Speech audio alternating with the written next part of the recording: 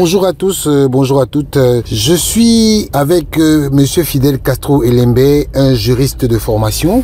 En fait, je souhaitais avoir son avis sur la défiance de Monsieur le ministre des Sports vis-à-vis des décisions de justice, parce que samedi dernier, la Fédération camerounaise de volleyball, conduite par Monsieur Bello Bourdan, avait été interdite de conseil d'administration. Et aujourd'hui, on s'est rendu compte que ce dernier a tenu son conseil d'administration, bien entendu, sous les conseils de Monsieur le ministre. Bonjour Fidel Castro. Bonjour Monsieur Richard, merci de me recevoir sur votre modeste et humble plateau. Justement, Fidel Castro, on a vu la tenue de conseil d'administration de Monsieur Bello Bourdan qui avait été interdite par le tribunal de première instance de Mfundi. Comment est-ce que vous expliquez cet état de choses? Je dois avouer que j'ai deux appréhensions. Le sportif que je suis a été très surpris parce que je pense que dans le mouvement sportif, il y a un principe qui règne en matière de sport, c'est le fair play. Le fair play voudrait que lorsque on est frappé, qu'on soit content ou qu'on ne soit pas content, on se voit quand même. C'est comme lorsqu'un joueur reçoit un carton jaune ou rouge, si vous voulez le carton rouge, même si au départ, vous savez, tous les joueurs, quand ils reçoivent le carton rouge, ils lèvent la main pour dire bon, je ne me reconnais pas. Mais finalement, il finit par quitter la pelouse. Même si après, on peut revoir la sanction et dire que vraiment ce carton rouge était exagéré. Ça veut dire que lorsqu'on est dans le sport, les sportifs ont d'abord un deadline, c'est celui du fair play. Donc sur ce point-là, j'ai été très surpris de savoir que lorsque le tribunal a cité la fin de la mi-temps, que de ce côté, les gens qui se prévalent de la casquette de sportif ne puissent pas suivre l'exemple, ne puissent pas mettre en œuvre la casquette de sportif. Mais de l'autre côté, le judiciaire que je suis, je n'ai pas été surpris. Je n'ai pas été surpris simplement parce que en droit, il y a un principe qui est clair. Une erreur répétée n'est pas une erreur, c'est une décision. Pourquoi je dis qu'une erreur répétée n'est pas une erreur, c'est une décision? C'est simplement parce que ce n'est pas la première fois que la justice camerounaise prend une décision. Je voudrais vous rappeler, Monsieur Richard, que c'est la troisième fois que la justice camerounaise, si vous voulez, l'autorité judiciaire camerounaise se prononce sur la paix de la vie camerounaise. La première a été la décision de suspension des résolutions de l'Assemblée générale élective qui avait porté, entre guillemets, M. Bello Bourdan à la tête de la fédération. Vous vous souvenez que la première ordonnance avait été rendue par le président du tribunal de première instance des Kounou qui avait annulé l'Assemblée générale. Parce que pour lui, il avait estimé que parmi les éléments ayant motivé la décision du juge, c'est que les personnes qui ont convoqué l'Assemblée générale, notamment, ces personnes n'avaient pas la qualité requise pour convoquer l'Assemblée générale. C'est pour ça que le contentieux allait sur le plan, non pas des juridictions sportives, mais plutôt sur les plans des juridictions civiles. Parce que les personnes qui ont convoqué l'Assemblée générale n'étaient pas comprises parmi les personnes, c'est-à-dire n'avaient pas la qualité de membre d'assemblée. C'est comme les gens s'organisaient au quartier et puis organiser une assemblée. Vous n'allez pas apporter ça devant le juge sportif. Il va vous dire que moi je ne connais pas ça dans le justice, parce que ce n'est pas un contentieux sportif, ce n'est pas un litige sportif, c'est un litige qui est purement civil. Et le juge avait donc annulé tout cela. Il avait dit qu'il suspend les effets. Vous voyez qu'à partir de ce premier moment-là, qu'est-ce que les autorités administratives ont fait? Quand je dis autorité administrative, c'est la tutelle. La tutelle à travers le ministre des Sports, parce qu'il faut le nommer, c'est lui qui a pris une décision portant homologation de cette élection-là. Qui avait déjà été annulée parce qu'il a dit au préalable par la justice camerounaise. Mais c'est le ministre qui, lui, a pris la décision d'homologuer cette Assemblée générale. C'est le même ministre qui a pris la décision avec son ami du Comité national olympique et sportif camerounais, d'envoyer les documents à la CAF. D'ailleurs, vous avez suivi la présidente de la CAF vous dire que ce qui a fondé leur décision d'adouber, entre guillemets, M. Bello Bourdan, c'est l'homologation du ministre des Sports et du président du Comité national olympique et sportif camerounais. Puis, repetita, le contentieux, c'est fortement la plus haute juridiction du Cameroun, qui n'est autre que la Cour suprême, qui a demandé de suspendre tout. C'est-à-dire qu'il a suspendu encore M. Bello Bourdan. Et quand on dit qu'il a suspendu, ça veut dire que non seulement il ne reconnaît pas cette assemblée générale, il ne reconnaît non plus l'homologation de M. Bello Bourdan, si vous voulez, du ministre des Sports, il ne reconnaît non plus l'homologation du Comité national olympique du Cameroun. Mais hélas, je suis désolé de le dire, mais si on devait rentrer dès le départ, on va voir que le patron des sports est le principal fossoyeur, il faut le dire aujourd'hui. Le Dieu n'est pas avoir un problème particulier avec l'homme, mais c'est simplement que si on observe M. Nahar, vous allez comprendre que quand on va rentrer à l'ombre de ce contentieux, il a commencé où? Il a commencé qu'un monsieur a convoqué une assemblée générale. L'autorité administrative a interdit cette assemblée générale, notamment le sous-préfet de l'arrondissement, qui est l'autorité administrative habilitée à concéder une autorisation. L'autorité administrative ici, d'abord au Cameroun, nous sommes sur le régime de la déclaration. Mais l'autorité, compte tenu des menaces à l'ordre public, a demandé à surseoir à l'organisation de cette assemblée générale. Malheureusement, cette assemblée générale a été organisée à l'enceinte du ministère des Sports. C'est-à-dire qu'elle a reçu, le ministre des Sports est passé outre l'interdiction de l'autorité administrative. Vous comprenez que c'est là où le mal a commencé. C'est-à-dire que le ministre a outrepassé une décision, un acte d'interdiction d'une manifestation, d'une réunion publique. Ça veut dire que c'est lui, le ministre des Sports, qui en réalité est le principal responsable. C'est le même ministre des Sports, pendant que le contentieux était pendant devant le tribunal de première instance, est allé à présidence actuelle. Nul besoin de signifier ce que c'est que présidence actuelle. C'est une mission commandée par la présidence de la République. C'est lui qui allait là-bas dire qu'il n'y a aucun problème et que le contentieux a été vidé. C'est le même ministre des Sports qui l'a dit à présidence actuelle. Et c'est le même ministre des Sports qui, nonobstant la décision donnée par le tribunal de première instance, a signé l'homologation, a envoyé cela à la CAF. C'est le même ministre des Sports qui a demandé, nonobstant la décision de justice, de demander au ministre des Finances d'attribuer le matricule budgétaire à M. Bello Bougane. C'est le même ministre des Sports qui demande, nonobstant l'ordonnance du premier président de la Cour suprême, qui vient vous dire qu'il n'y a pas de débat, c'est M.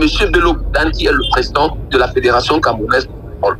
Vous comprendrez, M. Nahar, qu'en réalité, M. Bello Bougane en lui-même n'est pas un problème. Parce que le problème, c'est lorsque vous lisez la loi de 2018 portant organisation des activités sportives au Cameroun, elle confère justement, s'agissant du pouvoir du tutelle au ministre, celui de la conformité des textes par rapport à la loi nationale et la conformité des activités par rapport à l'ordre public. Mais il se trouve qu'aujourd'hui, l'ordre public est piétiné, la conformité des textes est piétinée par le même ministre des Sports qui, au lieu de respecter la loi, est celui-là même qui donne la caution. Et pour terminer, M. Nahar, vous avez posé la question, qu'est-ce qui s'est passé le week-end dernier? Eh bien, ce qui s'est passé le week-end dernier, c'est que M. Bello Bougane, après la visite du président de la Confédération africaine, si vous voulez, la présidente de la Confédération africaine de football, a entrepris d'organiser un conseil d'administration en prélude aux élections. Mais sauf que la justice camerounaise lui a dit, vous n'aviez pas mandat pour organiser, vous n'avez pas la qualité nécessaire pour organiser cette élection. Mais malheureusement, avec la caution une fois de plus du ministre des Sports, ils ont organisé un conseil d'administration. Permettez la discrétion, M. Nahar, vous imaginez si la justice camerounaise avait interdit à M. Eto'o d'organiser un championnat et qu'il avait venu organiser un championnat, c'est que le ministre allait faire. Exactement. Vous avez vu simplement lorsque M. Eto'o a décidé d'aller jouer son match à Garoua, le ministre n'était pas sorti avec l'ONIES. Il n'a pas fait des conférences pour démontrer aux Camerounais que c'est l'ONIES qui peut organiser, parce que l'ONIES, c'est celui qui a des stades. Les Camerounais ont parlé de la défiance de l'autorité. Maintenant, on va voir qui défie l'autorité. Si ce n'est pas le même ministre qui donne la caution, alors que là, on est en face des décisions de justice. On est en face des décisions administratives. Et que le ministre outrepasse toutes les décisions, parce que je vous le dis encore, M. Bello Bougane n'est responsable de rien. Parce que c'est son patron qui doit assurer la conformité par rapport à la loi. C'est lui, c'est à ça que lui donne son pouvoir de tutelle. Justement, Monsieur Fidel Castro, vous venez de parler de défiance. Comment comprendre donc la défiance de Monsieur Narcisse Moulay Kombi vis-à-vis des décisions de justice? Est-ce un manque de respect à son collègue de la justice qui veut lui faire à qui il fait un pied de nez en lui disant, quelles que soient les décisions de vos collaborateurs, moi, Monsieur Moulay Kombi, je ne respecterai jamais une décision de justice? Non, mais nul besoin, il ne faut pas aller être accusé en Sorbonne pour comprendre que monsieur le professeur Narcisse Moulay Kombi n'a rien à foutre des décisions de justice du Cameroun. Parce que s'il avait quelque chose à foutre des décisions de justice du Cameroun, qu'il se serait simplement plié aux décisions rendues, que ce soit par le président du pays ou encore. Parce que vous savez, on va vous rétorquer en face que la décision n'est pas définitive parce que c'est pas une décision au fond. Mais sauf que on vous rappelle quand même que lorsqu'on dit suspend, la suspension veut dire vous ne faites plus rien, vous attendez. Mais comment comprendre que on vous dit vous ne faites plus rien, vous attendez et que c'est le même ministre qui outrepasse cette suspension-là? Ça pose quand même un problème. Et puis je vais prendre un exemple à la culture. À la culture, il y avait eu une décision qui avait été donnée dans l'affaire CMC contre l'État du Cameroun, représentée par le ministère de la Culture. Vous savez ce que l'ancienne ministre de la Culture avait fait, Mme Amatou Mouna? Non. C'est qu'elle a pris cette décision, elle a payé, elle a remboursé, elle a jeté cette décision rendue par la Cour suprême du Cameroun. Et là, c'est au fond. Elle a pris cette décision, elle a jeté dans la poubelle, et puis elle a dit, la Cour suprême n'a rien à foutre. Moi, je dis, il faudrait rappeler un principe de Chana qui est clair. C'est que l'autorité de la chose jugée en matière juridictionnelle est supérieure par rapport à la décision administrative. Ça veut dire que lorsque la justice est prononcée, la décision de la justice est supérieure par rapport à la décision administrative. Si le professeur Nassimo Lekombe voulait rester regardé autant pour moi, que lorsque la présidente de la CAF serait venue au Cameroun, il lui aurait simplement dit que pour l'instant, ce monsieur n'est pas président parce que la justice a suspendu son élection. Aussi simple que ça. Il lui aurait dit, il aurait fait son mea culpa en disant je me suis trompé lorsque je vous ai envoyé une homologation parce que le tribunal avait annulé cette assemblée générale en attendant qu'il se prononce au fond. Mais il ne l'a pas fait. Au contraire, il continue à la doubler. Au contraire, il continue à lui donner, à empêcher le seul président, parce qu'il faudrait le dire, et je me dois de vous le rappeler, M. Richard Nah, c'est que l'élection de M.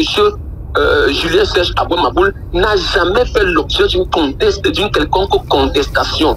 Cette élection n'a jamais été attaquée. Ça voudrait dire qu'à l'ONU, aujourd'hui, le seul et unique président est bel et bien M. Julien Serge Abouamaboul. Son élection n'a jamais été contestée. Mais en revanche, à chaque fois, d'ailleurs, je dois vous le rappeler, si aujourd'hui les assises de conseil d'administration ont été annulées, c'est bien parce que celui qui a demandé, c'est M. Julien Serge Abouamaboul. Exactement. Je vous dis, le reçoit en la forme. Ça veut dire qu'on lui reconnaît la qualité de président. Mais en revanche, on annule parce qu'on reconnaît à l'autre partie qu'elle n'a pas qualité. Et si cette partie n'a pas qualité et qu'elle continue aujourd'hui à exercer, c'est parce qu'elle reçoit la caution du ministre qui a décidé d'en découdre avec M. Julien Serge Abouamaboul. Et c'est une question d'égo personnel. Le ministre a décidé de défier, que ce soit la loi, on l'a vu avec le football, on s'en passe des textes, que ce soit de la CAF, que ce soit de la FIFA, que ce soit du décret de M. Paul Biya, que ce soit des lois votées par l'Assemblée nationale, on décide simplement d'évoluer sur le coup des émotions, sur le coup du ressenti personnel, parce qu'on a bénéficié d'un décret. Et à partir de ce moment, on va être halte. On ne peut pas être au-dessus de l'institution judiciaire. À un moment donné, il faut dire stop. Mais monsieur Fidel Castro, une avant-dernière question. Mais quelles peuvent être les conséquences des actes qu'a posé monsieur Bello Bourdane? Parce que ne respectant pas les décisions de justice, qu'est-ce qu'il court comme risque? Non, mais monsieur Richard, vous devez comprendre que les conséquences sont déjà... elles sont déjà visibles le terrain. La première conséquence en est que, si je peux les lister, la première conséquence, c'est que le matricule budgétaire a été refusé à M. Bello Bourdane. Et vous connaissez qui a demandé le matricule budgétaire? C'est le ministre des Sports qui a demandé à son homologue des Finances d'attribuer le matricule budgétaire à M. Bello Bourdane. Et vous connaissez que ce matricule budgétaire a été refusé à M. Bello Bourdane et a tout été attribué à qui de droit. Ça, vous le connaissez. La deuxième conséquence, c'est que maintenant, ça a un impact sur les sportifs. C'est ce que jusqu'à date, les garçons qui ont disputé le championnat d'Afrique n'ont jamais reçu les primes de participation ou les primes de la compétition. Simplement parce que celui qui devait leur payer, on n'a pas de, celui où on a montré qu'il devait recevoir l'argent n'a pas d'argent. Jusqu'aujourd'hui, les garçons ne sont pas payés parce que Bello Bourdane n'a pas de matricule budgétaire. Il ne peut pas être ordinateur d'une quelconque dépense. Et M. Serge Abouamaboul a demandé à tous ses volleyeurs d'aller remettre leur relevé d'identité bancaire. Malheureusement, ces sportifs sont embrigadés par ces sportifs-là. Troisième conséquence, vous le voyez aujourd'hui, monsieur Issa, je voudrais vous la rappeler, mais ce n'est pas posé la question. Ce qui se passe aujourd'hui en football a été perpétré et essayé dans le volleyball. Vous vous souvenez que c'est toujours le même patron des sports qui a débattu M. Jean-René Apono. qui venait de gagner 3 cannes consécutives avec les Lions de volleyball. Pour nous ramener M. Peter Onombosh, qui avait déjà passé 10 ans au Cameroun et qui n'a absolument rien gagné. Conséquence de tout, c'est que M. Peter Onombosh est venu au Cameroun, il a reçu plusieurs mois de salaire. Vous qui êtes de la diaspora, je peux vous demander où se trouve Peter Onombosh. La dernière fois que je l'ai aperçu, c'était en compagnie d'une volleyeuse camerounaise dans une plage où on nous a annoncé que c'était amouraché de plusieurs volleyeuses. Donc voilà les conséquences directes. Aujourd'hui, le volleyball camerounais qui hier était la première discipline parce que, je vous rappelle, M. Richard, c'est que même le football camerounais n'a jamais, les Lions n'ont jamais donné 3 trophées consécutifs au Cameroun. La seule discipline à avoir de 3 cannes consécutives au Cameroun, ce n'est que le volleyball. Aujourd'hui, ce volleyball-là, les 2 dernières années, vous pouvez me dire ce que le volleyball camerounais a été, ce n'est des faits divers, ce n'est les histoires de harcèlement sexuel, ce n'est les histoires de crimes non payés, ce n'est les histoires de photographie, ce n'est les histoires des photos avec le patron de sport. Je dis aujourd'hui le principal responsable de la décadence, de la déchéance, de la descente aux enfers du volleyball camerounais est le patron des sports ainsi que le président du comité national olympique et sportif camerounais. Mais justement, pour sortir de cette interview, vraiment merci pour tous ces éléments de droit que vous nous avez donnés. Quelles peuvent être les voies de sortie pour Serge Abouem, parce qu'aujourd'hui, on voit qu'il subit un braquage de la part du patron des sports. Quelles peuvent être pour lui, pour le président de la FECA Volley, Serge Julien Abouem, les voies de sortie pour définitivement sortir de cette affaire? Bien, la principale voie de sortie, je crois que le président de la Fédération camerounaise de volleyball, M. Julien Abouem, l'a emprunté depuis, c'est de continuer sur le terrain du droit. Et de continuer sur le terrain de rester régalien. C'est-à-dire que nous sommes, il attend une décision de fond qui doit être prononcée, que ce soit par le tribunal de première instance, que ce soit par la Cour suprême, c'est de continuer à expliquer le droit.